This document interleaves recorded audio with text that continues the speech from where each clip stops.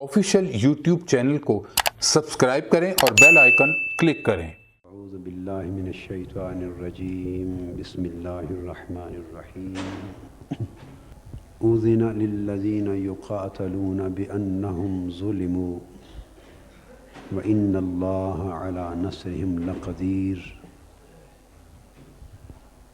الذین اخرجوا من دیارہم بغیر حق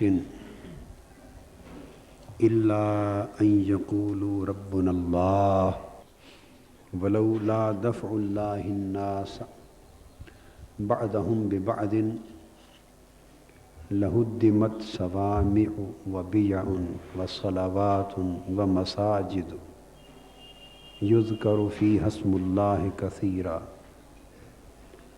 وَلَيَنْصُرَنَّ اللَّهُ مَنْ يَنْصُرُهُ إِنَّ اللَّهَ لَقَوِيٌّ عَزِيزٌ۔ الَّذِينَ إِن مَّكَّنَّاهُمْ فِي الْأَرْضِ أَقَامُوا الصَّلَاةَ وَآتَوُا الزَّكَاةَ وَأَمَرُوا بِالْمَعْرُوفِ وَنَهَوْا عَنِ الْمُنكَرِ وَلِلَّهِ عَاقِبَةُ الْأُمُورِ۔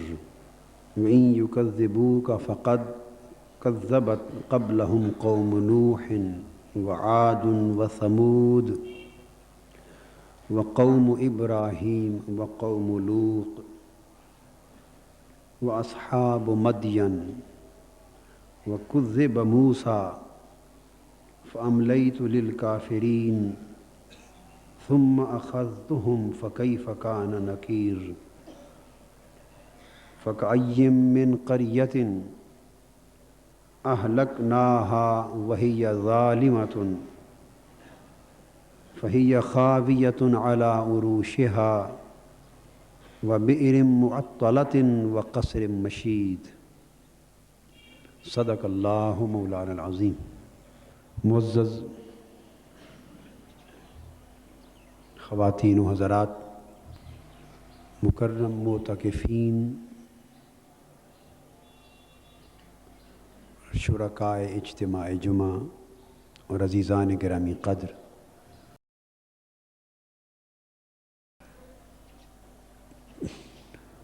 اللہ جل مجدہ کا شکر ہے جس کی توفیق سے ہم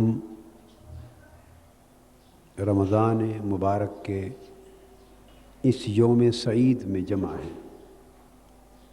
آج اس سال کے ماہ رمضان کا جمعۃ الوداع ہے۔ اللہ جل مجدہ کی رحمتیں، اس کی نعمتیں، اس کی بخششیں اور اس کی عنایتیں جو بن پر ہیں۔ کل نماز ظہر کے بعد سورہ حج اور 17ویں پارے میں سے جس مضمون پر مبنی درس کا میں نے آغاز کیا تھا، آج اسی کے تسلسل میں اگلی آیات مبارکہ کے حوالے سے کچھ ضروری چیزیں عرض کرنا چاہتا ہوں۔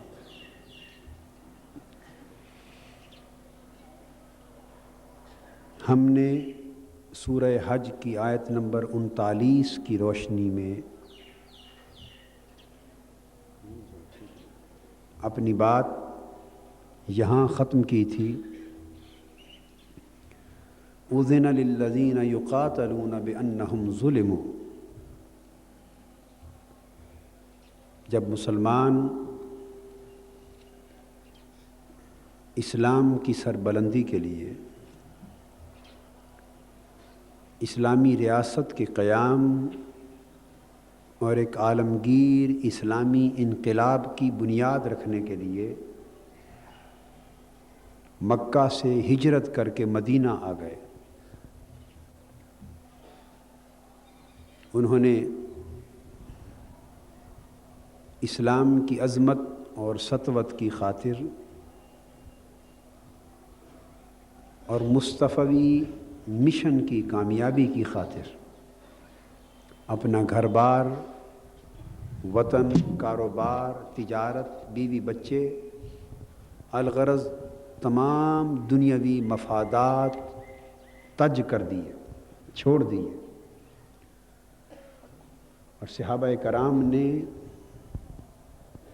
جماعتی سطح پر اپنی تاریخ کی سب سے بڑی قربانی اسلام کی خاطر پیش کی، اور اس تاریخ کی سب سے بڑی قربانی ہجرت مدینہ تھی۔ اور انہوں نے اپنا مسکن، اپنا ٹھکانہ اور اپنا مرکز مدینہ منورہ کی سرزمین کو بنا لیا۔ اس وقت یہ تعداد میں تھوڑے تھے، مگر اسلامی ریاست کے قیام کا اعلان ہو چکا تھا، جس کے سربراہ حضور نبی اکرم صلی اللہ علیہ وآلہ وسلم آئینی طور پر مقرر ہو گئے تھے، آئینی طور پر۔ اور اسلامی ریاست مدینہ کا ایک باقاعدہ اسلامی دستور لکھا جا چکا تھا۔ اس وقت مسلمانوں کے عدداً تھوڑے ہونے کے باوجود اللہ جل مجدہ کی طرف سے حکم جہاد آ گیا۔ اس وقت دشمنیاں بہت زیادہ تھیں، تمام اطراف اور اکناف میں مخالفتیں تھیں۔ یہود ریاست کے اندر رہنے والی یہود کی اقلیت مخالف تھی، عیسائی مخالف تھے، ارد گرد کے عرب قبائل مخالف تھے، مکہ کے کفار مشرکین اور مکہ کی سلطنت مخالف تھی، اندرون عرب ہر سمت مخالفت، اور بیرون عرب روم اور شام جو اس وقت امریکہ اور روس کی طرح دو عالمی طاقتیں تھیں، وہ بھی مخالف تھیں۔ اور اسلام کی اٹھتی ہوئی اس طاقت کو، اسلامی انقلاب کی روز افزوں انقلابی تحریک کو، نہ اندرون ملک دشمن طاقتیں برداشت کرنے کو تیار تھیں، اور نہ بیرون ملک عالمی دشمن اور عالمی سامراج برداشت کرنے کو تیار تھے۔ ایسے حالات میں مسلمانوں کو اللہ رب العزت نے حکم جہاد دے دیا۔ ارشاد فرمایا، چونکہ مسلمانوں پر بے پناہ ظلم ہوا ہے اور ظلم ہو رہا ہے، لہٰذا آج تک انہیں جہاد سے ہم نے روک رکھا تھا۔ قرآن مجید میں ذکر آیا ہے کہ آج تک انہیں جہاد کا حکم نہیں تھا، دین دشمن طاقتوں کے مقابلے میں تلوار اٹھانے کی اجازت آج تک نہیں تھی۔ آج تک یہ مصائب، مشکلات صرف برداشت کرتے آ رہے تھے، اب حکم ہوا پہلی بار، اذن للذین یقاتلون بانہم ظلموا،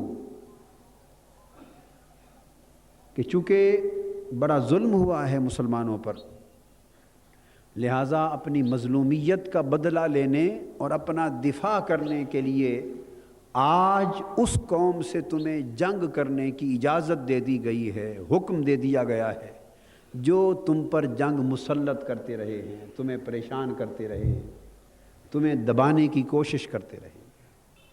اور اگر ان حالات میں مسلمانوں کو آمادہ جنگ کرنا، آمادہ انقلاب کرنا، آمادہ جہاد کرنا، اگر مسلمانوں کے دلوں میں خطرات پیدا کرے، وسوسے پیدا کرے، پریشانیاں پیدا کرے کہ یہ کیا ہوگا، ہم تو تھوڑے ہیں، دشمن زیادہ ہے، تعداد میں زیادہ ہیں، تنظیم میں زیادہ ہیں، اسلحہ میں زیادہ ہیں، اسباب اور سامان میں، ہر لحاظ سے، تو کہیں ہم مارے نہ جائیں، نیست و نابود نہ کر دیے جائیں، پیس نہ دیے جائیں۔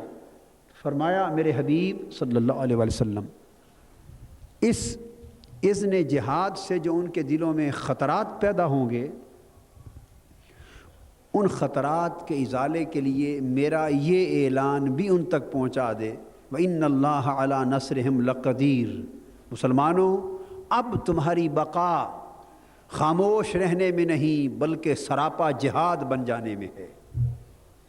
کمزور اور ناتواں مظلوم مسلمانوں، اب تمہاری زندگی کا راز، تمہاری بقا کا راز، تمہارے مشن کے آگے بڑھنے کا راز اب فقط دعوت اور تبلیغ اور وعظ اور تربیت میں نہیں، بلکہ دعوت و تربیت کے کام کو جاری رکھتے رکھتے اب تمہاری بقا اس میں ہے، تمہارا فروغ اس میں ہے، تمہاری ترقی اس میں ہے، تمہارا استحکام اس میں ہے، تمہاری کامیابی و کامرانی اس میں ہے، تمہاری منزل مراد تک پہنچنے کا راز اس میں ہے کہ اب اپنی کمزوری نہ دیکھو بلکہ حق کو سر بلند کرنے کے لیے آمادہ جہاد ہو جاؤ، باطل طاغوتی طاقتوں سے ٹکرا جانے کے لیے خود کو تیار کر لو اور میدان کارزار میں اتر آؤ، اب کٹ مرو، کیونکہ اب تمہارے جینے کا راز مر جانے میں ہے۔ تمہارے جینے کا راز، اگر مرنے پر تم تیار ہو گئے تو تمہیں کوئی مار نہیں سکے گا۔ تمہارا جینا اب مرنے کے راستے سے گزر کے آئے گا۔ اب اسلام کا جھنڈا اس وقت تک سر بلند نہیں ہو سکتا جب تک اسلام کے جھنڈے کی سر بلندی کے لیے تم اپنا خون دینے کو تیار نہ ہو جاؤ، اپنی جان کی بازی لگانے پر تیار نہ ہو جاؤ، اپنا تن من دھن جس طرح ہجرت کے موقع پر تم نے سب کچھ تج کر دیا ہے، اب آئندہ زندگی ساری قربانی کی داستان سے رقم کرنے کا فیصلہ نہ کر لو، اس وقت تک اب اسلام کی تحریک کو آگے بڑھانا ممکن نہیں ہے۔ آگے بڑھو، سب کچھ لٹاتے ہوئے آگے بڑھو، اور یہ نہ ڈرو کہ کیا بنے گا۔ اس بات پر دھیان رکھو کہ جس نے تمہیں جہاد کا حکم دیا ہے وہ حکم دینے والا رب تمہاری مدد کرنے پر بھی قادر ہے، تمہاری مدد کرنے پر بھی قادر ہے۔ یہ خلاصہ تھا کل کی گفتگو کے آخری حصے کا۔ جہاں میں نے کل کی گفتگو ختم کی تھی اس کا جو آخری حصہ تھا اسے میں نے خلاصتاً بیان کیا تاکہ معتکفین کے لیے یاد دہانی ہو جائے اور ہمارے دیگر ہزارہا افراد جو آج اجتماع جمعہ میں آئے ہیں انہیں مضمون کے تسلسل کو سمجھنے کے لیے آسانی ہو جائے۔ اب اللہ جل مجدہ نے ارشاد فرمایا، الذین اخرجوا من دیارہم بغیر حق، یہ وہ لوگ ہیں جنہیں جہاد کا حکم دیا جا رہا ہے، جنہیں آمادہ انقلاب کیا جا رہا ہے، یہ وہ لوگ ہیں جنہیں ناحق اپنے گھروں سے نکالا گیا۔ یعنی پہلی آیت میں بیان فرمایا کہ یہ وہ لوگ ہیں جن پر جنگ قتال مسلط کیا گیا، جنہیں پریشان کیا گیا، جن کے خون سے ہولی کھیلی گئی، جن کی جانیں تلف کی گئیں، جنہیں مارا گیا۔ دوسری آیت میں فرمایا کہ یہ وہ لوگ ہیں جنہیں ناحق اپنے گھروں سے نکالا گیا، یعنی ہجرت کی طرف اشارہ ہو رہا ہے کہ انہیں اتنا تنگ کیا کہ یہ اپنا گھر بار چھوڑ کر، اپنا وطن چھوڑ کر، اپنا ملک چھوڑ کر میلوں دور ایک نئی بستی میں آ کے آباد ہونے پر مجبور ہوئے۔ وہ بستی جس کا نام یثرب تھا، اور اب حضور علیہ الصلوۃ والسلام کی قدوم میمنت لزوم کے ساتھ وہ بستی یثرب کی بجائے مدینہ طیبہ بن گئی تھی۔ اللہ رب العزت نے فرمایا کہ انہیں ناحق گھروں سے کیوں نکالا گیا؟ ان کا کوئی جائیداد کا جھگڑا تھا مکہ کے کافروں کے ساتھ؟ بولیے نہیں۔ کوئی کاروباری تنازع تھا مکہ کے کافروں کے ساتھ؟ کوئی خاندانی رشتوں میں کشمکش تھی، کشیدگی تھی؟ کوئی معاشرتی حالات کے اندر تناؤ اور پریشانی تھی؟ کوئی کسی قسم کی ذاتی رنجش، دشمنی اور عداوت نہ تھی، پھر انہیں گھروں سے کیوں نکالا گیا؟ ان پر ظلم کیوں کیے گئے؟ اللہ رب العزت ارشاد فرماتے ہیں الا ان یقولوا ربنا اللہ، ان کا جرم صرف ایک تھا، ان کا جرم صرف ایک تھا، اور وہ جرم کیا تھا کہ انہوں نے مکہ کی وادی میں ایک نعرہ لگایا تھا، ایک نعرہ لگایا تھا کہ ہمارا رب صرف اللہ ہے۔ اس سے مکہ کے جو قریش تھے ان کی جھوٹی خدائی کا جو نظام تھا، مصنوعی خدائی کا نظام، جو ان کے جان، مال، عزت و آبرو کے مالک بنا ہوئے تھے، ایک نظام فرعونیت بپا تھا، ان کی اس جھوٹی مصنوعی خدائی کے نظام کو خطرہ لاحق ہو گیا۔ انہوں نے انہیں اپنا خدا یا اپنا ناخدا ماننے سے انکار کر دیا، اور ان کی آقائی کے بت کو توڑ ڈالا، مسترد کر دیا، کہا کہ ہم تمہاری جھوٹی خدائی اور آقائی کے نظام کو نہیں مانتے، بلکہ قالوا ربنا اللہ، اعلان کر دیا کہ ہمارا رب، ہمارا مولا، ہمارا آقا، ہمیں نظام دینے والا، ہمیں بندگی اور زندگی کا سلیقہ دینے والا، ہمیں ہدایت دینے والا، ہمیں زندگی کی روشنی عطا کرنے والا اور جادہ حیات سے باخبر کرنے والا، سب کچھ اللہ ہے، ہم اسی کی بات مانیں گے، اسی کے حکم پر چلیں گے اور اسی کے سامنے جواب دہ ہوں گے۔ یہ تھا معنی ربنا اللہ کا۔ اللہ پاک فرماتے ہیں بس یہ نعرہ بلند کرنے کی دیر تھی کہ ان کے اوپر مظالم، مصائب، آلام اور مشکلات کے پہاڑ گرائے جانے لگے، ان کی جانیں بھی خطرے میں پڑ گئیں، ان کے مال بھی خطرے میں پڑ گئے، ان کے گھر بار بھی خطرے میں پڑ گئے، بالآخر انہیں وطن چھوڑ کے ہجرت کرنا پڑی۔ یہ ایک نقطہ توجہ طلب ہے، یہ نقطہ توجہ طلب ہے۔ بعض اوقات دنیاوی زندگی میں ہمارے اپنے معاشروں میں کچھ سادہ لوح لوگ یہ سوال کرتے اور سوچتے ہیں کہ آپ نے کسی کا کیا بگاڑا ہے، کوئی آپ کی مخالفت کیوں کرتا ہے، کوئی آپ کی مخالفت کیوں کرے گا، کیا بگاڑا ہے؟ آپ نے کسی کو گالی دی، کسی سے جھگڑا کیا، کوئی تنازع نہیں، کوئی کشیدگی نہیں، کسی کو کیا پڑی آپ سے مخالفت کرنے کی؟ سادہ لوح بعض اوقات سوچتے ہیں۔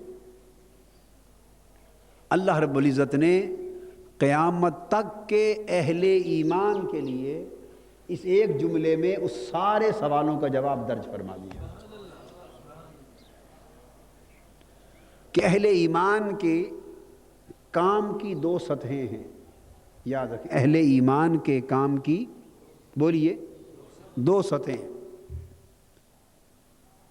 ایک تو یہ کہ وہ چپکے سے اپنی عبادت کرتے رہیں، نماز پڑھیں، ماہ رمضان آ جائے روزے رکھ لیں، آخری عشرہ آ جائے اعتکاف بیٹھ لیں، ہر سال اللہ توفیق دے حج کو چلے جائیں، عمرہ کر آئیں، اللہ توفیق دے زکوٰۃ ادا کر لیں، تسبیح پڑھ لیں، کسی بزرگ سے بیعت ہو تو سالانہ عرس میں جا کے شرکت کر لیں، تبلیغ کر لیں، واعظ کر لیں، تقریر کر لیں، خطاب کر لیں، میلاد کے جلسے کر لیں، 11ویں شریف کے اہتمام کر لیں، کسی کو دکھ نہ دیں، پریشان نہ کریں، حلال کھائیں، اللہ اللہ کریں اور مست زندگی گزاریں۔ ایک سطح اہل ایمان کے کام کی یہ ہے، آپ سمجھ گئے نا بات؟ ایک سطح یہ،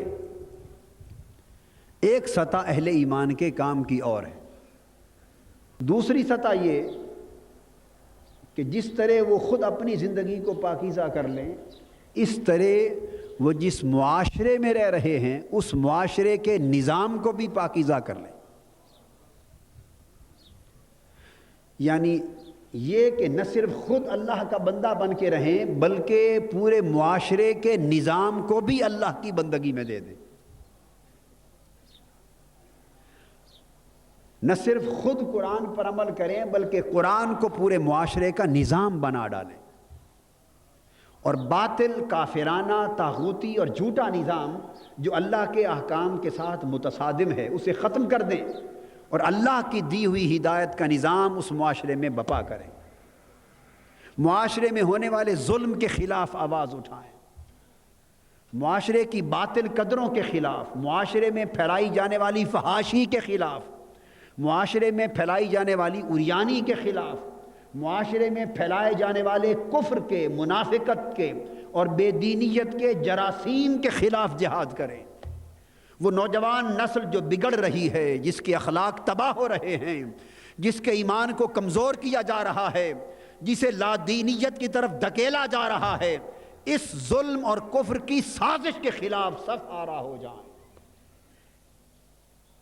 اور جس راہ پر خود چل رہے ہیں اللہ کی مخلوق کو بھی اس راہ پر بلائیں اور کافرانہ نظام کے خلاف بغاوت کر دیں اور یہ نعرہ بلند کر دیں کہ ہر بندہ بھی خدا کا بندہ ہے اور اس ملک کا نظام بھی اللہ کا دیا ہوا نظام ہونا چاہیے.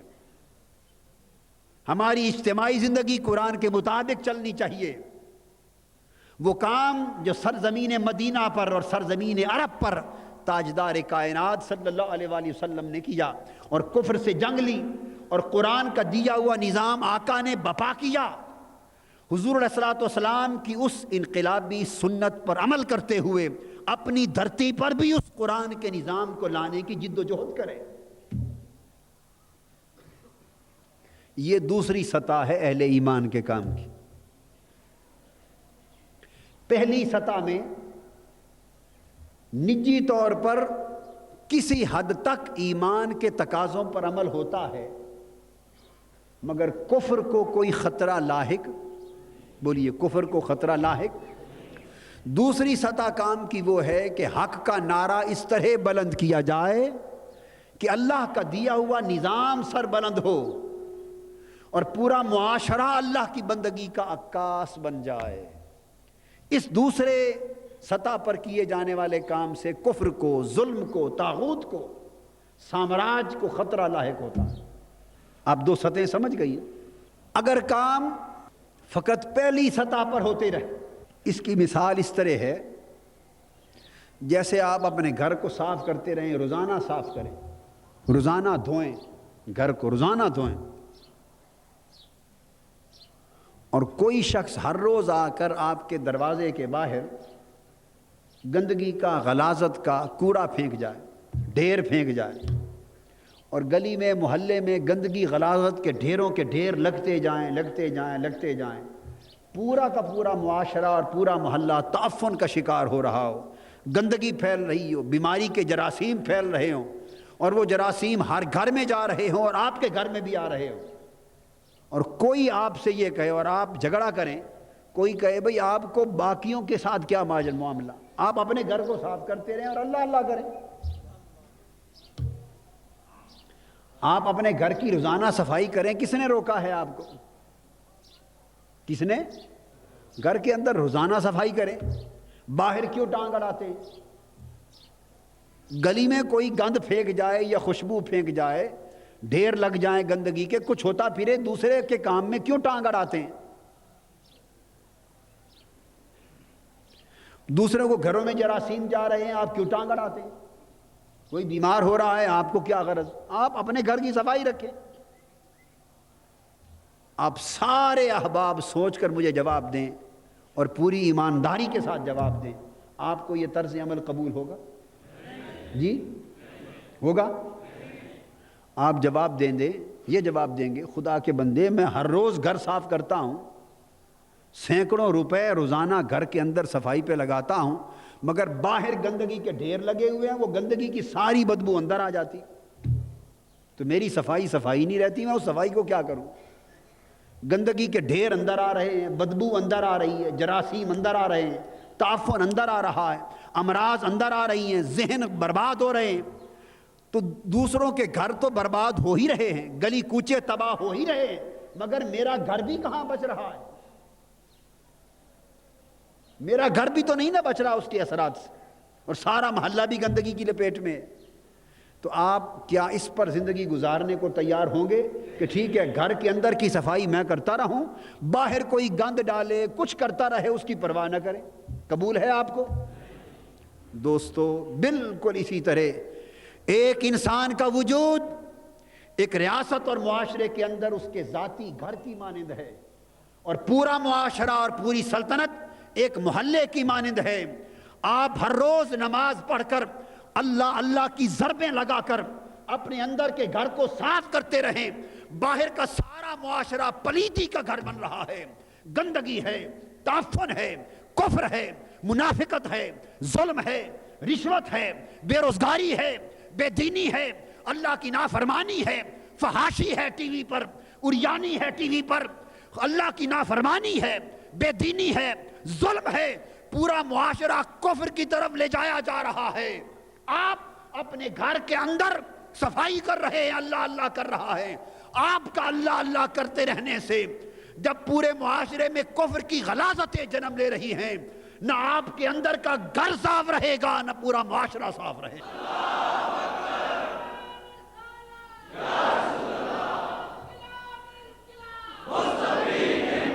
اے اہل ایمان، جس طرح آپ اپنے گھر کے اندر کی صفائی جاری رکھ کر گلی کوچوں اور محلے کی گندگی کو برداشت نہیں کر سکتے، اس لیے نہیں کر سکتے نا جی بدبو آتی ہے، وہاں آپ کے جسم کا معاملہ ہے کیا؟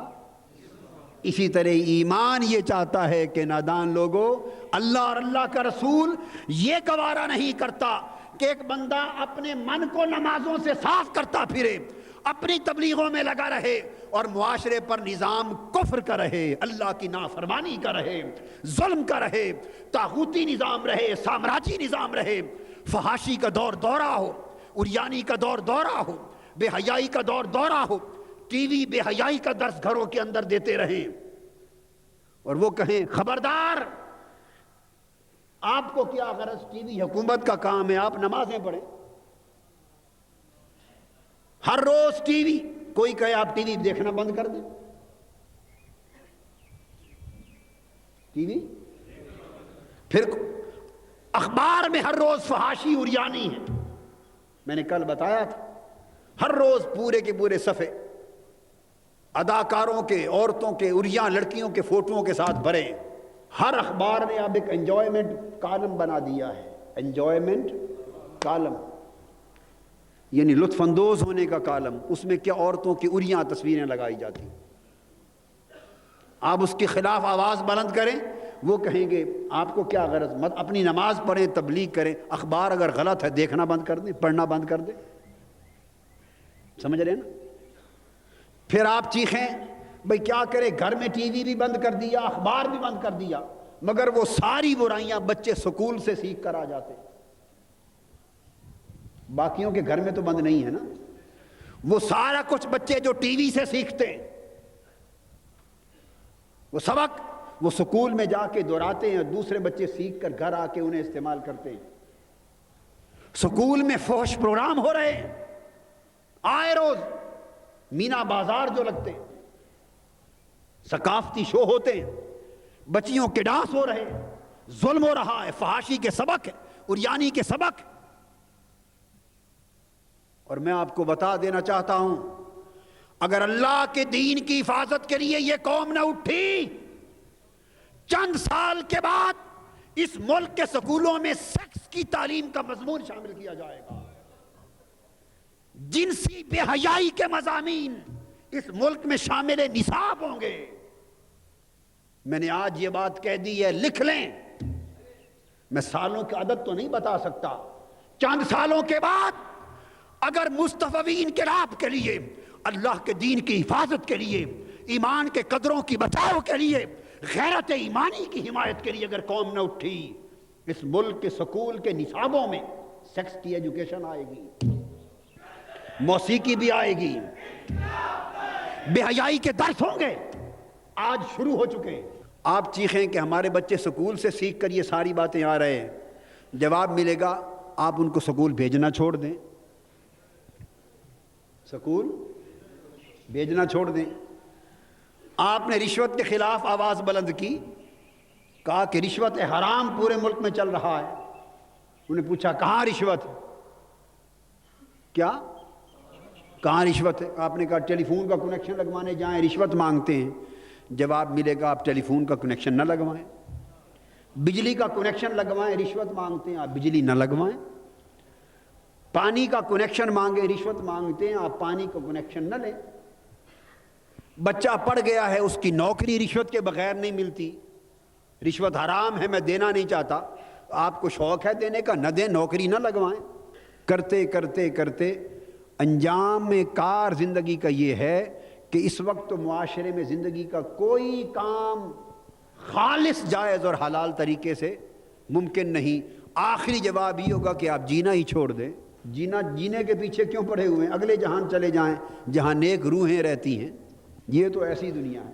تو میں بتانا یہ چاہتا ہوں کہ جس طرح گھر کے اندر کی صفائی کرنے اور گلی کوچے محلے میں گندگی کے ڈھیروں کے لگتے جانے سے یہ گزارا نہیں ہو سکتا، اسی طرح ایمان پکار پکار کے آوازیں دے رہا ہے، مگر ہماری روح کے کان بند ہو گئے۔ ایمان کی بستی سے آوازیں آ رہی ہیں، گنبد خضرا سے صدائیں آ رہی ہیں، کعبۃ اللہ سے صدائیں آ رہی ہیں، قرآن مجید کی آیتوں لفظوں سے پکاریں آ رہی ہیں کہ اے اہل ایمان، تیرے اپنے اندر نماز روزے کے ایک عمل کو جاری رکھنے سے بھی گزارا نہ ہوگا۔ معاشرے کے اندر کفر کی غلاظتوں کے ڈھیر جمع ہو رہے ہیں۔ اللہ نے حیا کا درس دیا، بے حیائی کے درس جاری ہیں۔ اللہ نے تابع فرمانی کا درس دیا، نافرمانیاں جاری ہیں۔ معاشرے کفر کی طرف جا رہے ہیں، ظلم کی طرف جا رہے ہیں، رشوت کی طرف جا رہے ہیں، سود اور حرام کی طرف جا رہے ہیں، غبن کی طرف جا رہے ہیں، جھوٹ کی طرف جا رہے ہیں۔ الغرض ہر حرام زندگی کا نظام بن رہا ہے اور ہر حلال زندگی سے کوچ کرتا جا رہا ہے۔ یہ کیفیت مکہ کی سرزمین پر تھی۔ مکہ کی ایسے حالات میں مکہ والے کفار مشرکین خالی نماز پڑھنے سے تو صحابہ کو اگر یہ معاہدہ ہو جاتا کہ تم نے صرف نماز پڑھنی ہے، تبلیغ کرنی ہے، واعظ کرنا ہے، روزہ رکھنا ہے، حج کرنا ہے بس، مگر ہمارے نظام کو بدلنے کی کوئی کوشش اور ہماری سلطنت کو، سرداری کو، جاگیرداری کو، ہماری حکومت کے نظام کو بدلنے کی کوشش، اگر صرف اتنا سمجھوتا ہو جاتا، نہ کبھی ہجرت کی نوبت آتی، نہ غزوہ بدر ہوتا، نہ غزوہ احد ہوتا، نہ جنگ خندق ہوتی، نہ کبھی طائف کے پتھر پڑتے، نہ تلواروں سے محاصرہ ہوتا، نہ صحابہ کی گردنیں کٹتی، نہ شہادتیں ہوتی، اور پھر نہ خلافت راشدہ ہوتی، اور نہ آپ اور ہم سب مسلمان ہوتے۔ حضور صلی اللہ علیہ وآلہ وسلم نے اس پہلی سطح پر اکتفا کرنے کو قبول نہیں فرمایا، بلکہ کیا فرمایا؟ نہیں، قالوا ربنا اللہ، یہ جو ہے نا ہمارا رب اللہ ہے، یہ ایک نعرہ، انقلابی نعرہ ہے، ہمارا رب اللہ ہے، انقلابی نعرہ ہے، جس کا معنی یہ ہے کہ ہم اللہ کے دیے ہوئے نظام کے سوا باقی ہر نظام کو مسترد کرتے ہیں۔ یہ معنی ہے ربنا اللہ کا۔ کیا؟ ربنا اللہ کا۔ جس رب نے ہمیں پیدا کیا، پورا نظام زندگی اس رب کی ہدایت کے مطابق چلانا چاہتے ہیں، صرف مسجد کو نہیں، پورا معاشرہ اللہ کی ہدایت کے مطابق چلانا چاہتے ہیں۔ فرمایا قالوا ربنا اللہ، ان کا جرم صرف یہ تھا کہ انہوں نے اللہ کے رب ہونے کا انقلابی نعرہ بلند کیا، اور پھر اس کے نتیجے میں جنگ شروع ہو گئی، ان کو گھروں سے نکالا گیا، ان کو جانوں سے محروم کیا گیا۔ اب قرآن مجید کہتا ہے یہاں اگلی سے آیت نمبر 40 میں فرمایا وَلَوْلَا دَفْعُ اللَّهِ النَّاسِ بَعْضَهُمْ بِبَعْضٍ، اگر اللہ تعالیٰ بعض لوگوں کو بعض لوگوں کے ذریعے دور نہ فرماتا، بعض لوگوں کا تسلط اور بعض لوگوں کا قبضہ اور غلبہ اور حکومت، بعض لوگوں کی حکومت بعض لوگوں کی کوششوں کے ذریعے ختم نہ فرماتا۔ اب بات سمجھ رہے ہیں نا؟ یعنی آج ایک کی حکومت ہے، دوسرے لوگوں نے ان کے خلاف جد و جہد کی، تگ و دو کی اور ان کی حکومت کا تختہ الٹ ڈالا۔ کل کسی اور کی حکومت یا سلطنت اور تسلط ہے، وہ غلط راہ پر جا رہے ہیں، ظلم کر رہے ہیں، ناانصافی کر رہے ہیں، اللہ کی نافرمانی کر رہے ہیں۔ اہل حق اٹھے، اہل حق، انہوں نے ان کے تسلط کو چیلنج کیا اور جد و جہد کی، جہاد کیا، انقلاب بپا کیا، جانوں کی بازی لگائی اور ان کے قبضے سے معاشرے کو نکال لیا، نظام بدل ڈالا۔ پھر کسی اور کا نظام آیا، اس نے ظلم کیا، کفر مسلط کرنے کی کوشش کی، یا بے دینی مسلط کرنے کی کوشش کی، یا بے حیائی لانے کی کوشش کی، اللہ کی نافرمانی کا نظام نافذ کرنے کی کوشش کی۔ پھر اہل حق اٹھے، جماعت بنائی، جد و جہد کی، تگ و دو کی، قربانیاں دیں اور قربانیاں دے کر بالآخر ان کو ہٹا دیا۔ تو یہ ایک مسلسل عمل ہے۔ بولیے کیا؟ ایک مسلسل انقلابی جد و جہد کا عمل۔ اس کو قرآن مجید کہہ رہا ہے وَلَوْلَا دَفْعُ اللَّهِ النَّاسَ بَعْضَهُمْ بِبَعْضٍ۔ اب پیچھے تک بیٹھے ہوئے میرے بھائی اور میرے احباب اور میرے شرکاء اس اجتماع کے، اس نقطے کو سمجھ لیں، ذہن میں بٹھا لیں، دل میں بٹھا لیں، روح میں بٹھا لیں، اس نقطے کو قرآنی شعور کے طور پہ اپنے اندر سمو لیں۔ یہ قرآن کہہ رہا ہے۔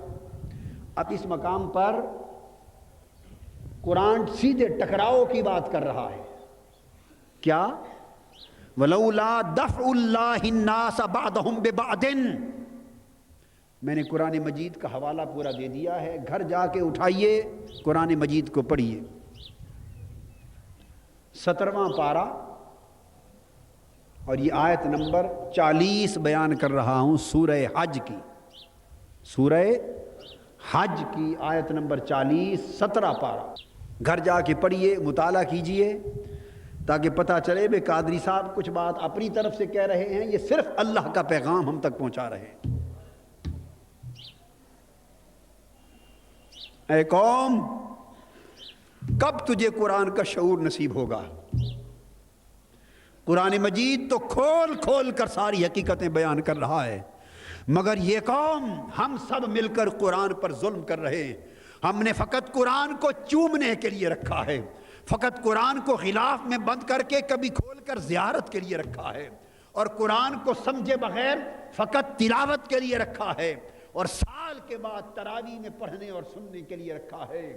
اے پاکستانی قوم، کب وہ دن آئے گا جب تو آگے بڑھے گی اور قرآن کے پیغام کو سمجھنے کی کوشش کرے گی، قرآن کا مضمون سمجھنے کی کوشش کرے گی، اور جو بات اللہ قرآن کی زبان میں ہمیں پہنچا رہا ہے، ہمیں سمجھا رہا ہے، اسے سمجھنے کی کوشش کرے گی، اور قرآن کی کہی ہوئی بات کو سمجھ کر عمل کی کوشش کرے گی۔ اور وہ دن کب آئے گا جب قرآن کے پیغام کو عملی جامہ پہنانے کے لیے یہ قوم ہر قربانی کے لیے اٹھ کھڑی ہوگی، نعرہ انقلاب بلند کرے گی، سراپا جہاد بن جائے گی، بے دینیت سے ٹکرانے پر تیار ہو جائے گی، اور نظام کفر اکھاڑ کے پھینک دینے اور قرآن کا نظام دنیا پر بپا کرنے کا فیصلہ کر لے۔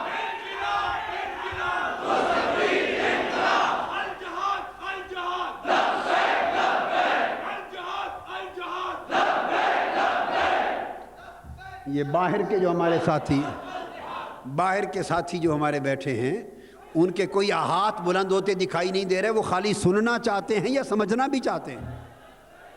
پچھلے آخر تک والے بھی بتائیں نا۔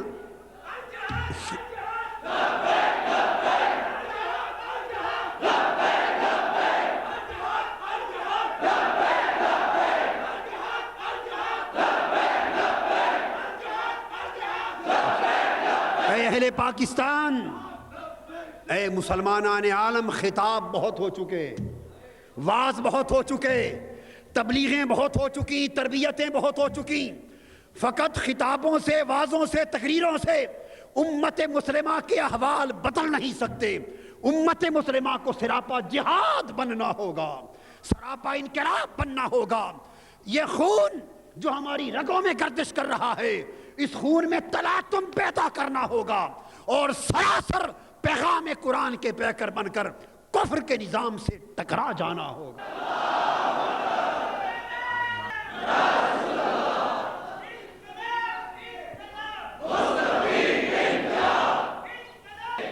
اللہ رب العزت نے فرمایا، ان الفاظ کو یاد کر لیں، وَلَوْلَا دَفْعُ اللَّهِ النَّاسَ بَعْضَهُمْ بِبَعْضٍ، یہ اللہ پاک کا امر ہے. فرمایا یہ ہمارا حکم ہے، ہمارا امر ہے، ہماری منشا ہے، ہمارا بھیجا ہوا نظام ہے کہ جب کچھ لوگ مسلط ہو جائیں اور ان سے دین کو نقصان پہنچ رہا ہو، دین کی قدریں پامال ہو رہی ہوں، حق کو نقصان پہنچ رہا ہو، لوگوں کے حق نہ مل رہے ہوں، دین نافذ نہ ہو رہا ہو، ایمان کمزور ہو رہا ہو، بے حیائی، فحاشی، عریانی، بے دینی یہ چیزیں فروغ پا رہی ہوں، ایسے حالات میں فرمایا ہمارا امر ہے کہ لوگ اٹھیں اور جو مسلط لوگ ہیں ان کو ہٹا دیں.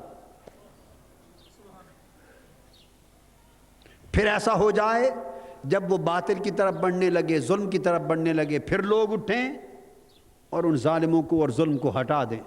تو یہ پوری کی پوری حرکت مسلسل ایک انقلابی جد و جہد کی صورت میں مسلمانوں کی اجتماعی زندگی کے اندر جاری رہنی چاہیے. فرمایا اگر ایسا نہ ہوتا، اگر ایسا نہ ہوتا اور اگر ایسا نہ ہو کہ جو اقتدار پر آ گیا آپ نے کہا چلو ٹھیک ہے وہ بیٹھے ہیں کر رہے ہیں کام، ہم اپنا کام کریں، کیا ضرورت ہے انہیں چھیڑ چھاڑ کرنے کی؟ کیا ضرورت ہے انہیں چھیڑ چھاڑ کرنے کی؟ اگر ایسی بات ہوتی تو اللہ رب العزت نے جب موسیٰ علیہ السلام کو رسالت بخشی تو حکم نہ دیتے اللہ پاک کہ اے موسیٰ سیدھا فرعون کی طرف جا، وہ باغی ہو چکا ہے، اذهب الى فرعون انه طغى. اور پھر آگے قرآن مجید میں ہے جا کے یہ کہہ کہ ہارون علیہ السلام کو بھی لے جا اور کہ انا رسولا رب العالمین ان ارسل معنا بنی اسرائیل. اللہ پاک فرما سکتے تھے اے موسیٰ جا، فرعون جیسا ہے اس کی جیسی بھی حکومت اور نظام ہے، تمہیں اس کی حکومت، اس کی سیاست اور اس کے نظام سے کیا غرض؟ تو جا کے میری توحید کا پیغام دے، اپنی رسالت کا پیغام دے، لوگوں کو آخرت کی تبلیغ کر، نیکی کی تبلیغ کر، تقویٰ کا سبق دے، اللہ اللہ سکھا.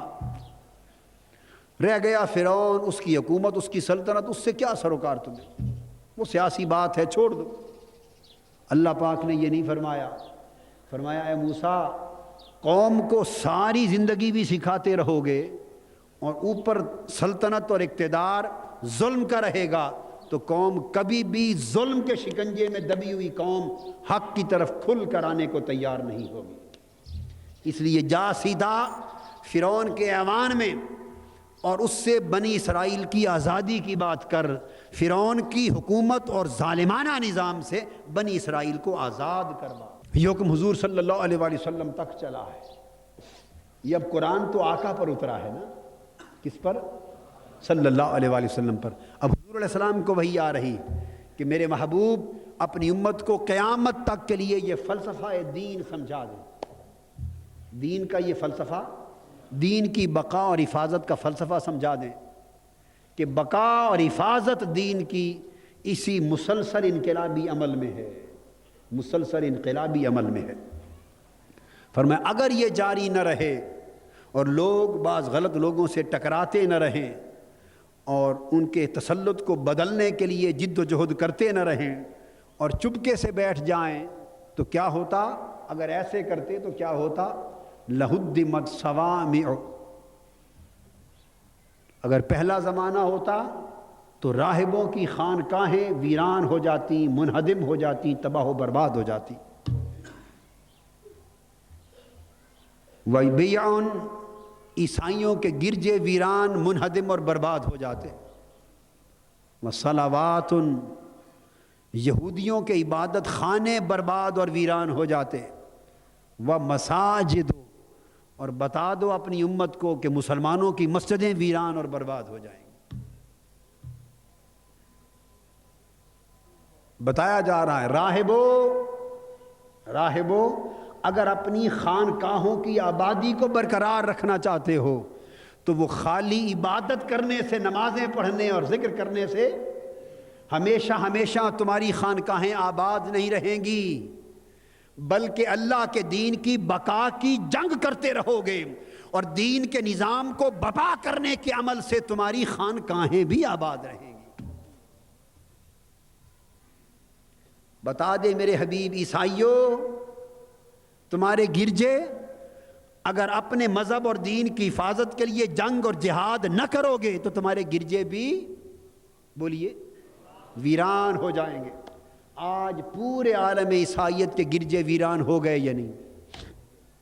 بولیے، ہو گئے یا نہیں؟ دنیا میں راہبوں کی خانقاہیں ویران ہو گئی یا نہیں؟ پوری دنیا میں ہے کسی راہب کی کوئی خانقاہ کا نام سنتے ہو کوئی آباد ہو؟ میں بڑا خاص نکتہ ہے جو عرض کر رہا ہوں قرآن مجید کے حوالے سے۔ پوری دنیا میں راہب بڑے عبادت گزار ہوتے تھے، ان کی خانقاہیں آباد ہیں نہیں۔ کیوں؟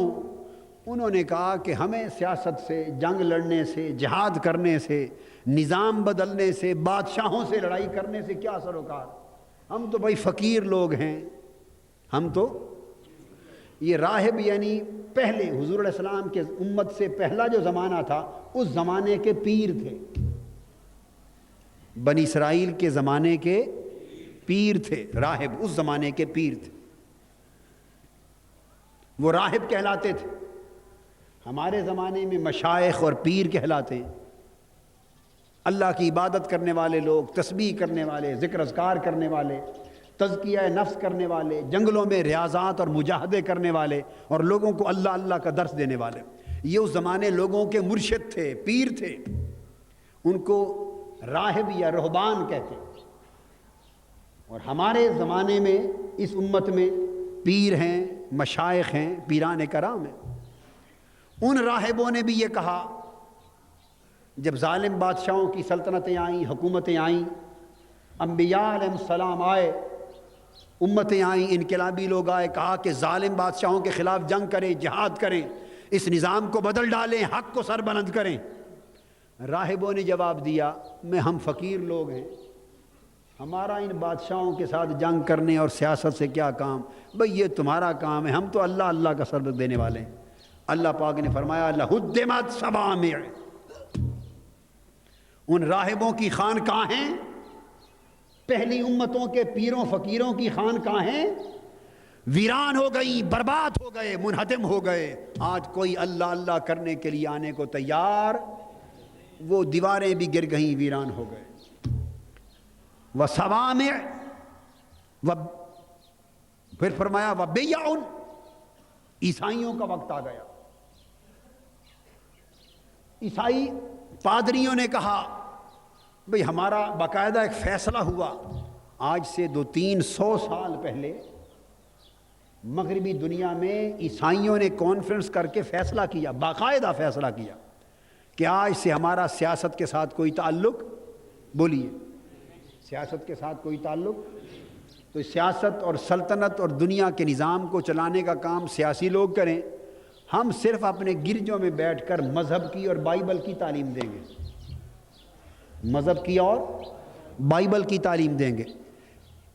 اس سے مذہب الگ ہو گیا اور سیاست الگ ہو گئی۔ اس کو 200-300 سال گزرے ہیں اس واقعے کو۔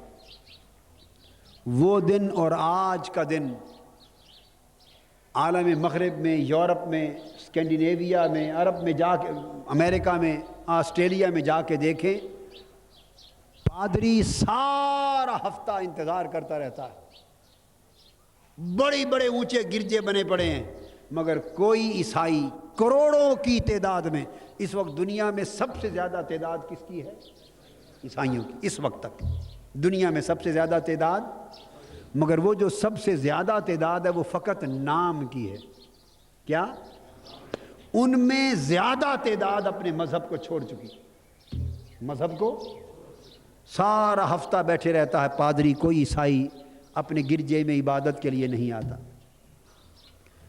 اتوار کے دن کوئی نہیں آتا، مسلسل گرجوں کو تالے لگ گئے، اور اب وہاں کے مسلمان رہنے والے گرجے خرید کر مسجدیں بنا رہے ہیں۔ ابھی سبحان اللہ کا وقت نہیں ہے، اگلی بات بھی سن لیں۔ ہائے ہائے ہائے، ابھی آگے رونے کی بات آ رہی ہے، ابھی سبحان اللہ کی بات نہیں ہے۔ آج مسلمان گرجے خرید کر بولیے مسجدیں بنا رہے ہیں۔ یاد رکھ لیں یہ بات، برمنگھم میں ایک شہر ہے برطانیہ کا، برمنگھم، کیا ایک بڑی عظیم الشان مسجد بن رہی ہے، بہت بڑے رقبے پر برمنگھم۔ اس مسجد کے سامنے فاصلے پر ایک گرجا ہے عیسائیوں کا۔ اس گرجے کا پادری اپنے گرجے کے باہر کھڑا تھا اور بڑی عظیم الشان بنتی ہوئی مسجد کو دیکھ رہا تھا۔ اس مسجد کا ایک نمازی مسلمان قریب سے گزرا، پادری نے اسے بلایا اور کہا کہ اتنی بڑی عظیم الشان مسجد کیوں بنا رہے ہو؟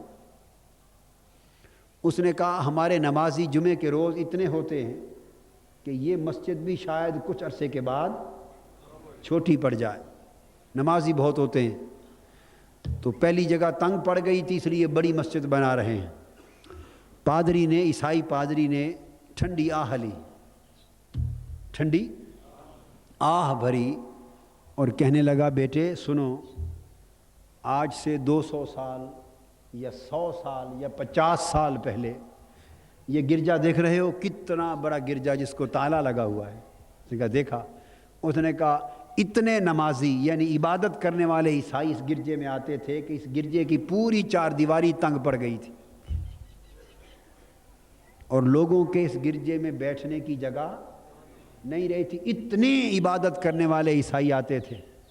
آج 100-150 سال کے پروسیس کے بعد یہ گرجا ہے، تالا لگا ہوا ہے اور میں اس کا امام ہوں، پادری، تالے لگے ہوئے گرجے کے باہر دروازے پر حسرت بھری نگاہوں سے کھڑا دیکھ رہا ہوں، پورا ہفتہ ایک شخص بھی نہیں آتا۔ اس کے بعد اس نے کہا میری بات تم بھی سن لو، آج تمہاری مسجدیں شاید تنگ ہیں، تم بھی 100-150 سال کے عرصے کا انتظار کرو، ان مسجدوں کو بھی خدا نہ کرے، خدا نہ کرے، خدا نہ کرے۔ میں اس پادری کے الفاظ دہرا رہا ہوں، اس نے کہا ان مسجدوں کو بھی تالے لگے ہوں گے، اور جس طرح تم ہمارے گرجے خرید رہے ہو، تمہاری مسجدیں کوئی اور خریدے گا، سکول بنیں گے، اور تمہارا امام اس تالے لگے ہوئی عمارت کے سامنے حسرت بھری نگاہوں سے کھڑا تک رہا ہوگا، اور تمہاری اگلی نسلوں میں سے کوئی بچہ اس مسجد کا منہ نہیں کرے گا۔ یہ کیسے ہو رہا ہے؟ آج اس کا منظر دکھائی دیتا ہے۔ جمعہ کے دن نماز کے وقت آج یورپ کی مسجدوں میں جائیں تو جوان نمازی نظر نہیں آتے، بوڑھے ریٹائرڈ لوگ نمازیں پڑھتے ہیں، بوڑھے اور ریٹائرڈ لوگ نمازیں پڑھتے ہیں، ان کے بچے ان کے ساتھ نہیں آتے۔ جب یہ بوڑھے مر جائیں گے تو جو بچے ان ماں باپ کے ہوتے ہوئے مسجدوں میں نہیں آتے، اور جب وہ جوان ہوں گے تو وہ کب آئیں گے؟ اور جب ان جوانوں کی اولاد ہوگی تو وہ اس طرف کا رخ کب کریں گے؟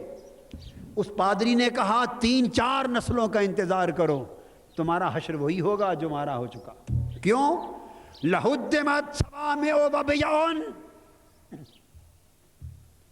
جس قوم نے اپنے دین و مذہب کی سربلندی کی خاطر جہاد چھوڑ دیا، اپنے دین و مذہب کی اقامت کی خاطر انقلاب چھوڑ دیا، اور باطل کافرانہ نظام سے ٹکرانے کا عمل چھوڑ دیا، اور اس پر خوش رہے کہ چلو مسجدوں میں نمازیں پڑھیں، تبلیغیں کریں، کیا ضرورت پڑی بادشاہوں اور حکومتوں سے ٹکر لینے کی؟ وہ سیاست ہے۔ جس قوم نے سیاست سمجھ کر دین کی سربلندی کے جہاد کا عمل چھوڑ دیا، وقت آئے گا اس قوم کے عبادت گاہیں ویران ہو جائیں گی، جیسے عیسائیوں کے گرجے ویران ہو گئے، راہبوں کی خانقاہیں ویران ہو گئیں، اور جیسے عیسائیوں کی عبادت گاہیں ویران ہو گئیں۔ وَصَلَوَاتٌ، اگلا لفظ ہے قرآن کا، یہودیوں کے عبادت خانے ویران ہو گئے، یہودیوں کے عبادت خانے ویران ہو گئے، اور آگے درد بھرا لفظ آ رہا ہے۔ اس لفظ کو جب میں پڑھتا ہوں میرے جگر سے کوہک اٹھتی ہے، میرے دل سے کوہک اٹھتی ہے، میرے رونگٹے کھڑے ہوتے ہیں، میری آنکھیں برسنا چاہتی ہیں، یہ جذبات بھری آگ دل چاہتا ہے معاشرے کو لگ جائے، ہر سینہ جل اٹھے، ہر تن میں آگ لگ جائے، ہر جوان اٹھ کھڑا ہو اور ہر ایک کے اندر اس شعور کی بیداری ہو جائے۔ اگلا لفظ کیا ہے؟ قرآن نے بتا دیا ہے، سوا میں ویران ہو گئے، وہ بیان عیسائیوں کے ویران ہو گئے، وہ صلوات یہودیوں کے ویران ہو گئے۔ چوتھا لفظ قرآن نے بیان کر دیا ہے، وہ مساجد۔ مسلمانوں، اگر جہاد کے لیے نہیں اٹھو گے اور دین مصطفی کی سربلندی کے لیے انقلاب بپا نہیں کرو گے، فاسقوں سے جنگ نہیں کرو گے، ظالموں سے جنگ نہیں کرو گے، زانیوں سے جنگ نہیں کرو گے، شرابیوں سے جنگ نہیں کرو گے، دین دشمن طاقتوں سے جنگ نہیں کرو گے، بے دینی کے نظام سے جنگ نہیں کرو گے، فحاشی سے جنگ نہیں کرو گے، عریانی سے جنگ نہیں کرو گے، کفر طاغوت کے نظام سے جنگ نہیں کرو گے، تو یاد رکھو جو کچھ یہودیوں کے ساتھ بیتا، عیسائیوں کے ساتھ بیتا، راہبوں کے ساتھ بیتا، انتظار کرو وہ کچھ تمہارے ساتھ اور تمہاری مسجدوں کے ساتھ بھی بیتے گا۔ ہائے ہائے ہائے، علماء کہاں ہیں؟ ہمارے معاشرے کے پیران کرام کہاں ہیں؟ مشائخ کہاں ہیں؟ بیعت کے سلسلے رکھنے والے کہاں ہیں؟ گدیاں کہاں ہیں؟ فقیروں کہاں ہو؟ معزز پیران کرام کہاں ہو؟ مدرسے چلانے والوں کہاں ہو؟ مسجدوں کے امام کہاں ہیں؟ روحوں کی آواز، قرآن کی پکار روحوں کے کان سے سن لو۔ یہ گدیاں سلامت نہیں رہیں گی، پیر خانے سلامت نہیں رہیں گے۔ میں تو درد ہے جو سنا رہا ہوں، درد ہے جو آپ تک پہنچا رہا ہوں۔ یہ بیعت کے سلسلے سلامت نہیں رہیں گے، صرف 2 نسلوں کی بات ہے۔ آج اگر طاہر القادری کی بات کسی کی سمجھ میں نہیں آ رہی تو شاید نہ آئے، ارے 20-25 سال کی بات ہے، بیعتیں ختم ہو جائیں گی، سلسلے ختم ہو جائیں گے، خانقاہیں ختم ہو جائیں گی، مرکز ختم ہو جائیں گے، ویرانیاں ہوں گی۔ کیوں؟ اگر یہ سب لوگ مصطفیٰ کے نظام کے لیے اٹھ کھڑے نہ ہوئے۔ ہائے ہائے،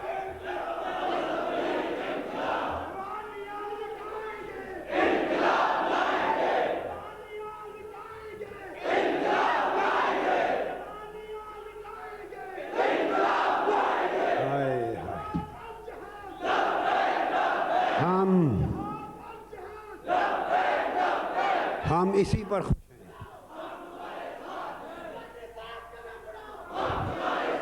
ہم اسی پر خوش ہیں کہ ہماری بیعت فلاں بزرگ سے ہے، اللہ سلامت رکھے، اس میں برکت دے۔ مگر ذرا یوں بھی سوچ کے دیکھو کہ آپ کی بیعت تو فلاں بزرگ سے ہے، آپ کی اولاد کی بھی ہے جو پڑھ لکھ گئی ہے۔ تھوڑا سوچو گریبان میں جھانک کر، آپ کی وہ اولاد جس نے ایم ایس سی کر لی، ایم اے کر لیا، لاء کر لیا، یونیورسٹی تک چلی گئی، پڑھ لکھ گئی، اس کی بیعت بھی اسی بزرگ سے ہے جس کے ساتھ آپ کی ہے۔ کب سمجھ میں آئے گی یہ بات؟ ہم خوش ہیں کہ ہمارا پیر خانہ فلاں ہے، ارے یوں جواب دو، آپ کی اولاد کا بھی وہی پیر خانہ ہے یا نہیں؟ اکثریت کا جواب نفی میں آئے گا، اور جب آپ کے ہمارے ہوتے اولادوں کا پیر خانہ وہ نہیں تو ہماری جب اولادوں کی اولاد ہوگی، پوتے پوتیاں ہوں گی، ان کے پیر خانے کہاں ہوں گے؟ ان کے پیر خانہ امریکہ ہوگا، ان کا پیر خانہ اشتراکیت ہوگی، سرمایہ داریت ہوگی، یورپ ہوگا، کفر ہوگا، سامراج ہوگا، طاغوت ہوگا، ان کے پیر خانے سین میں ہوں گے، فحاشی ہوگی، عریانی ہوگی، دین سے دور ہو چکی ہوگی نسلیں۔ کیوں؟ کہ ہم جہاد کے لیے نہیں اٹھے ہوں گے، ہم انقلاب کے لیے نہیں اٹھے ہوں گے، ہم دین مصطفی کی حفاظت کے لیے نہیں اٹھے ہوں گے، ہم نے معاشرے کی بگڑتی ہوئی صورتحال کو بدلا نہیں ہوگا، بدلا نہیں ہوگا۔ یہ تو ہماری اولادوں کی بات ہے۔ کیا پیر خانوں سے پوچھو، وہ مشائخ، وہ پیران کرام کی اکثریت کچھ جگہوں کو چھوڑ کر، کچھ جگہوں کو، اکثریت وہ جن کے اپنے سلسلے پیری مریدی کے ہیں، ان کی اپنی اولادوں پہ نظر ڈال لو، ان کی اولادیں بھی اپنے باپ دادا کے نقش قدم پر ہیں، ان کی اولادیں بھی وہ راہ چھوڑ گئیں، ہماری اولادیں بھی وہ راہ چھوڑ گئیں۔ اللہ نے فرمایا راہبوں کی خانقاہیں ویران ہو گئیں، ہمارے پیروں فقیروں کے مرکز بھی ویران ہو جائیں گے اگر اللہ کے دین کی حفاظت کا درد نہیں ہوگا۔ اسے سیاست سمجھ کے آپ ناپاک سمجھ کے الگ بیٹھے رہے تو اللہ کا دین ہمیں معاف نہیں کرے گا۔ علماء، مسجدیں، مدرسے، عیسائیوں کے گرجے ویران ہو گئے، ہمارے مرکز ویران کیوں نہ ہوں گے؟ اب عیسائیوں کے مدرسے نہیں رہے، پوری عیسائی دنیا میں مدرسے جہاں بائبل کی تعلیم اور نصاب پڑھائے جائیں ان کے نہیں رہے، ہمارے بھی نہیں رہیں گے۔ پکڑ پکڑ کے لایا جائے گا بچوں کو، دھکے دے دے کر۔ اب بھی حالت یہ ہے کہ وظیفے جیب سے دیتے ہیں، کپڑے پاس سے دیتے ہیں، کھانا مفت دیتے ہیں، منتیں سماجتیں کرتے ہیں، تب بھی غریب غریب گھرانوں سے کچھ بچے دین پڑھنے آ جاتے ہیں، اور جو گھرانے متمول ہو گئے، کھاتے پیتے ہو گئے، ان کا تو کوئی بچہ دین پڑھنے نہیں جاتا۔ اور جب ان غریب گھرانوں میں بھی تعلیم عام ہوگی ان کے بچے بھی دین پڑھنے نہیں آئیں گے۔ تھوڑا 20-25 سال بعد کا ایک آئینہ سامنے رکھ کر حالات کا جائزہ لو، مدرسے ہوں گے، معتمم بیٹھے ہوں گے، مگر داخلہ لینے والا طالب علم کوئی نہ ہوگا۔ کیوں کہ گلا تو گھونٹ دیا اہل مدرسہ نے تیرا، کہاں سے آئے صدا لا الہ الا اللہ۔ حق کا کلمہ، حق کی آواز بلند نہیں ہو رہی، ظالم حکمرانوں کے خلاف قوم کو جہاد کے لیے آمادہ نہیں کیا جا رہا، سمجھوتے ہو رہے مفاد کی خاطر، مصلحت کی خاطر۔ اور یہ کہتے ہیں جی ہم عالم لوگ ہیں، مولوی لوگ ہیں، فقیر لوگ ہیں، پیر لوگ ہیں، دیندار لوگ ہیں، ہمارا کام اللہ اللہ کی تعلیم دینا ہے، ہم سیاست کو کیا جانیں۔ ہائے ہائے ہائے ہائے، یہ سیاست تو اتنا ایک جملہ تھا، وَلَوْلَا دَفْعُ اللَّهِ النَّاسَ بَعْضَهُمْ بِبَعْضٍ، یہ باطل نظام کے خلاف ٹکرانے کا عمل یہی سیاست ہے۔ باطل نظام کے خلاف ٹکرانے کا عمل بولیے یہی سیاست ہے۔ لب لباب یہ نکلا کہ مسلمانوں اگر تم نے سیاست چھوڑ دی تو تمہارا مذہب ویران ہو جائے گا۔ مسلمانوں تم نے سیاست چھوڑ دی تو تمہارا مذہب ویران ہو جائے گا۔ آج بولیے معاشرے کا ذہن یہ بن گیا ہے یا نہیں؟ بھئی یہ خالی مذہب کا کام کرتے تو بڑا اچھا تھا، یہ سیاست میں نہیں آنا تھا۔ بولیے ذہن بن گیا یا نہیں؟ قادری صاحب یہ خالی مذہب کا کام کرتے، فہم القرآن میں آتے، ٹی وی میں خطاب کرتے، واعظ دیتے، تقریریں کرتے، قرآن کے درس دیتے، کتنے اچھے لگتے تھے، بڑا اچھا تھا۔ یہ جو سیاست میں آئے اچھا نہیں کیا۔ ہائے ہائے ہائے، میں کل کہہ رہا تھا یہ قوم خطاب پسند ہو گئی، انقلاب پسند نہ رہی۔ یہ قوم خطاب پسند ہو گئی، انقلاب پسند نہ رہی۔ سیاست میں آئے اچھا نہیں۔ قرآن اسی موضوع پر گفتگو فرما رہا ہے، کلام کر رہا ہے کہ مذہب تب آباد رہتا ہے جب سیاست مصطفیٰ کے دین کے پاس ہو، جب سیاست دین مصطفیٰ کی ہو، سیاست نظام مصطفیٰ کا ہو، سیاست مصطفی انقلاب کی ہو تو مذہب بھی آباد رہتے، مسجدیں بھی آباد، عبادت گاہیں بھی آباد، خانقاہیں بھی آباد۔ مذہب تب آباد رہتے ہیں اگر سیاست اہل حق کے پاس، سیاست بولیے اہل حق کے پاس۔ ترکی میں مسلمانوں کی حکومت نہیں ہے جی،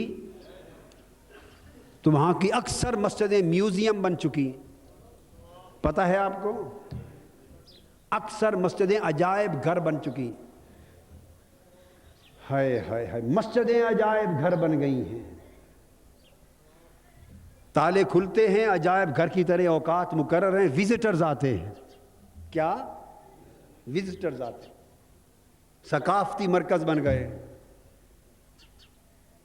اس طرح علی ذل قیاس کس کس ملک کا نام لوں جگر پھٹنے کو آ جائے گا۔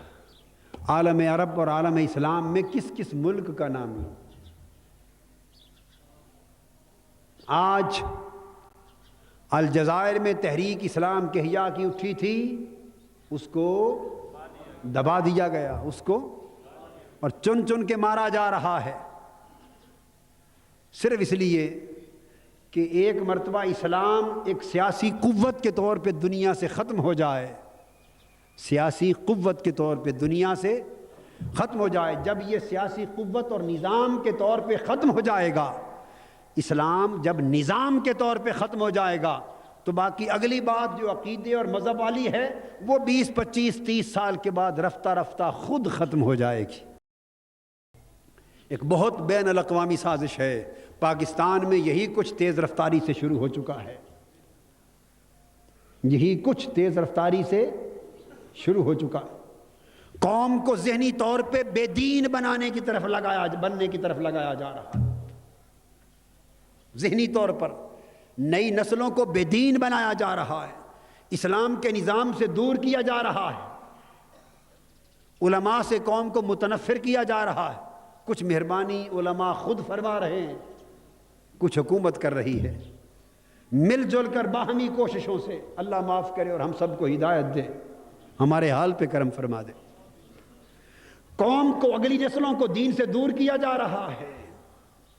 اگر خدا نہ خواستہ اسلام بطور نظام اس ملک کی قوت نہ بن سکا، اور دین مصطفیٰ اور قرآن اور سنت مصطفیٰ اس ملک کا نظام نہ بن سکا، ایک سیاسی قوت کے طور پہ اسلام نہ ابھر سکا، اور مصطفی انقلاب کا راستہ کافرانہ سازشوں کے ذریعے اگر روک دیا گیا تو آدھی صدی تو بڑا دور کا وقت ہے. 50 سال تو بڑا لمبا وقت ہے. اس سے بہت پہلے ہماری 2 نسلوں کے بعد سرزمین پاکستان کے مسلمان گھروں کا نقشہ کچھ اور ہوگا، جو ہماری آنکھیں آج دیکھنے کا بھی تصور نہیں کر سکتی. دیکھنے کا تصور بھی. اس ملک میں داڑھی منڈے لوگوں کو امام بنایا جائے گا. یہ میرے سارے جملے لکھ لیں، اس کو جو چاہیں کہہ لیں، لکھ لیں. داڑھی منڈے لوگوں کو امام و خطیب بنایا جائے گا. دین کے نظام کے نفاذ کا اعلان یا گفتگو اس ملک میں قانوناً جرم ہوگی. جو اسلامی نظام کی بات کرے گا اسے قید کر دیا جائے گا، جیل بھیج دیا جائے گا. آگے چلیے، لکھے ہوئے خطبے اس قوم کے امام و خطیبوں کو دے دیے جائیں گے. بس فقط اتنے فضائل مسائل بیان کرو، اس سے آگے کی کوئی بات نہ کرو. فحاشی، اریانی اور بے دینی کا وہ نقشہ ہوگا کہ حیا والی آنکھیں اور درد والی آنکھیں اس نقشے کو دیکھنے کے قابل نہ رہیں گی. اگر مصطفی انقلاب کا ساتھ اس قوم نے نہ دیا اور دین محمدی کی سربلندی کے لیے قوم نے جہاد نہ کیا، اللہ کے دین کو ایک قوت بنانے کے لیے اس قوم نے اپنے آپ کو انقلاب کے لیے تیار نہ کیا. قرآن 2 ٹوک لفظوں میں فرما رہا، خانقاہیں، گرجے، عبادت خانے، مسجدیں سب ویران ہو گئے جو جاتے. یذکر فی اسم اللہ کثیرا، جہاں آج اللہ کا نام بڑی کثرت سے لیا جاتا ہے، جہاں آج اللہ کا ذکر بڑی کثرت سے ہوتا ہے، اگر اللہ کے دین کی سربلندی کے لیے جہاد کا عمل ختم ہو گیا تو جہاں آج اللہ کا ذکر کثرت سے ہوتا ہے، قرآن کہتا ہے وہی جگہیں اللہ کے ذکر سے خالی ہو جائیں گی. اللہ پاک نے فرمایا وَلَا يَنْصُرَنَّ اللَّهُ مَن يَنْصُرُهُ. اب اگر آپ کہیں کہ اللہ ہماری مدد فرمائے گا، اگر آپ فرمائیں کہ اللہ ہماری، بولیے، مدد فرمائے گا، تو اس کا جواب بھی سن لیں. ہم کہتے ہیں نا اچھا اللہ بھلی کرے گا، اللہ مدد فرمائے گا، اے اللہ ہماری مدد فرما. نہیں کرتے دعا، اے اللہ ہماری مدد فرما، اے اللہ ہم پر رحمت فرما، اے اللہ ہمیں اسلامی نظام عطا کر دے، ہماری مدد کا دعائیں کرتے ہیں نا. اس دعا کا جواب سن لیں قرآن کیا دیتا ہے. قرآن کہتا ہے وَلَا يَنْصُرَنَّ اللَّهُ مَن يَنْصُرُهُ، اللہ اسی کی مدد کرتا ہے جو خود اللہ کی مدد کرتا ہے. فیصلہ 2 ٹوک ہے. اللہ اسی کی مدد کرتا ہے جو اللہ کی مدد کرتا ہے. اور اللہ کی مدد سے کیا مراد؟ اللہ کے دین کی مدد کرتا ہے. اللہ فقط اس کی مدد کرتا ہے جو اللہ کے دین کی مدد کرتا ہے. جو اللہ کے دین کی بقا کے لیے تن من دھن کی بازی لگاتا ہے اور جو اللہ کے دین کو سر بلند کرنے کے لیے جہاد کا پیکر بن کے سراپا انقلاب ہوتا ہے، جد و جہد کرتا ہے، باطل سے ٹکرا جاتا، تو جو اللہ کے دین کی مدد کرنے کے لیے میدان میں آئے گا اللہ اس کی مدد کرے گا۔ ان اللہ لقوی عزیز۔ اور اگر آپ یہ سمجھیں کہ ہم میدان میں کیسے آئیں، ہم تو کمزور ہیں، ہم میدان میں کیسے آئیں، ہم تو کمزور ہیں، یوں کہیں تو اللہ پاک نے اس کا بھی جواب دیا ہے، فرمایا اگر تم کمزور ہو تو اللہ تو طاقتور ہے، تم کمزور ہو تو اللہ تو لقوی عزیز، بے شک اللہ زبردست طاقت والا اور غلبے والا ہے۔ تم کمزور ہو کیا ہوا، جس کی خاطر لڑ رہے ہو وہ تو طاقتور ہے۔ تمہارا کام لڑنا ہے، مر جانا ہے، اللہ کے دین کے لیے مٹ جانا ہے، اللہ پھر تمہیں بھی اور تمہارے دین کو سر بلند کر دے گا۔ اس پر اللہ پاک نے فرمایا الذین ان مکناہم فی الارض، یہ مدینہ میں آ کے بسنے والے مسلمان بے شک آج تھوڑے اور کمزور ہیں، مگر فرمایا جب ان کو حکومت ملے گی، الذین ان مکناہم فی الارض، جب انہیں زمین میں تمکن، سلطنت اور حکومت ملے گی، تسلط ملے گا، تو تب جا کر نماز کا نظام قائم ہوگا۔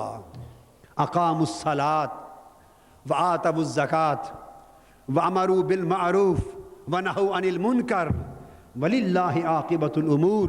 جب ان کو حکومت ملے گی،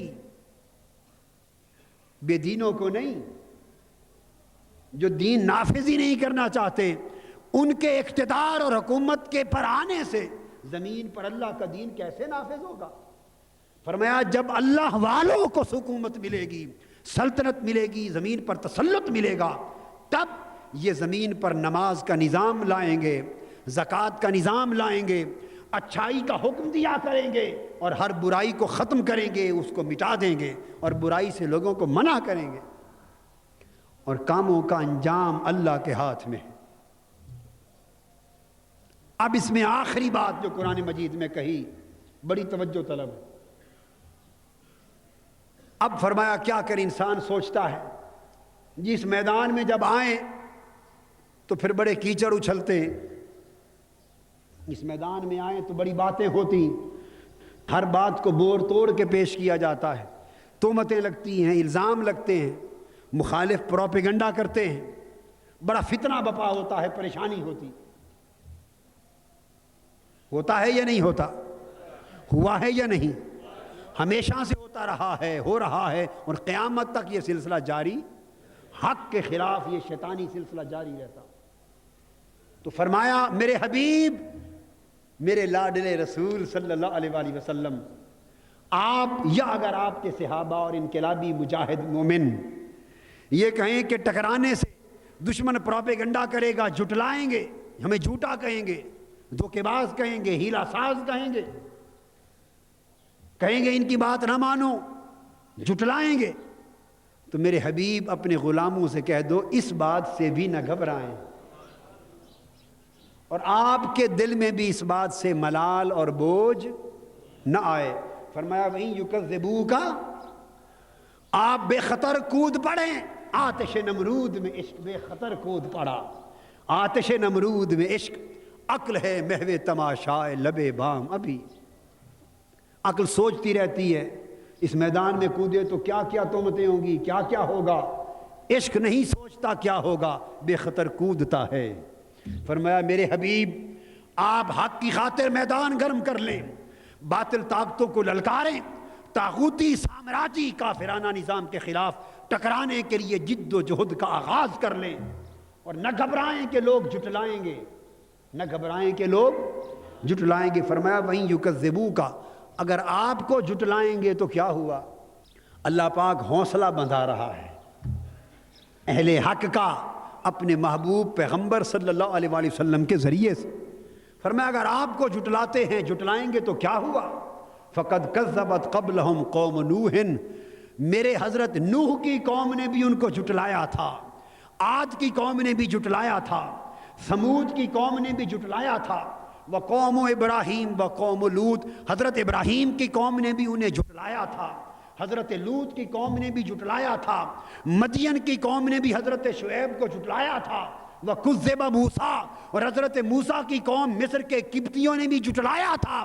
میرے حبیب، میں نے جس پیغمبر کو بھی نظام بدلنے کے لیے بھیجا، دعوت حق کے لیے بھیجا، باطل سے ٹکرانے کے لیے بھیجا، کافرانہ نظام سے ٹکر لینے کے لیے بھیجا، جس کو بھیجا اس کی قوم اسے جھٹلاتی رہی، مگر میں اپنے پیغمبروں سے کہتا رہا، میرے پیغمبروں، منکروں کا قوم جھٹلانا ہے، جھٹلائے جانے کی فکر نہ کرو، میرا پیغام پہنچاتے رہو، ان کا جھٹلانا نہ دیکھو، میرا تصدیق کرنا دیکھو۔ فَأَمْلَيْتُ لِلْكَافِرِينَ ثُمَّ أَخَذْتُهُمْ، وہ قومیں جھٹلاتی رہی۔ جھٹلانا منکرین کا شیوا ہے، جن کے مفاد پہ زد آئے گی وہ تو چیخیں گے، وہ تو جھٹلائیں گے، وہ پروپیگنڈا کریں گے، وہ تہمتیں لگائیں گے، الزام لگائیں گے، وسوسے ڈالیں گے، شیطنت پیدا کریں گے، اچھالیں گے، جو کچھ ان سے ہو سکے گا کریں گے، تاکہ آپ متذبذب ہو جائیں، متزلزل ہو جائیں۔ اللہ پاک نے اپنے محبوب نبی سے فرمایا، وہی راستہ پیروی کے لیے ہمارے سامنے بھی موجود ہے۔ اگر ہم آقا کی امت ہیں، ہمیں اپنے حوصلے بلند رکھنے چاہیے، یقین کامل رکھنے چاہیے، متذبذب نہیں ہونا چاہیے، متزلزل نہیں ہونا چاہیے، ڈگمگانا نہیں چاہیے، شیطانی فتنوں سے گھبرانا نہیں چاہیے، وسوسوں سے گھبرانا نہیں چاہیے۔ اللہ نے فرمایا ہر پیغمبر کو بھی منکر جھٹلاتے رہے، اور تم اور ہم کیا ہیں؟ ہم انہی پیغمبروں کے غلام ہی تو ہیں، اور کیا ہیں؟